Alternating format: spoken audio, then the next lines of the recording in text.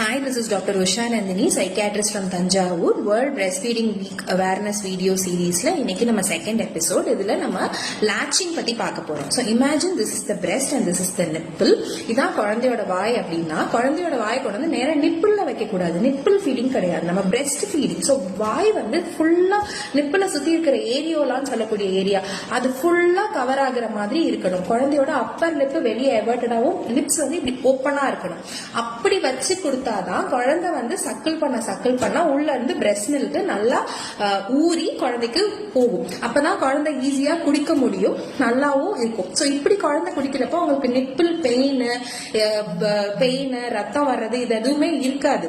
So நமக்கு nibble pain nibble ரத்தம் வருது இந்த மாதிரி விஷயங்கள்ல நம்ம ட்ரீட் பண்ணும்போது எடுத்தோனையும் நிப்பிள் ஷீல் நிப்பிள் கார்டுன்னு பண்ணாம ஆக்சுவல் latching ப்ராப்ளம் இருக்கா அப்படின்றத உங்க பீடியாட்ரிஷியன்டையோ இல்ல ஒரு லாக்டேஷன் கன்சல்டன்ட்டையோ கன்சல்ட் பண்ணுங்க.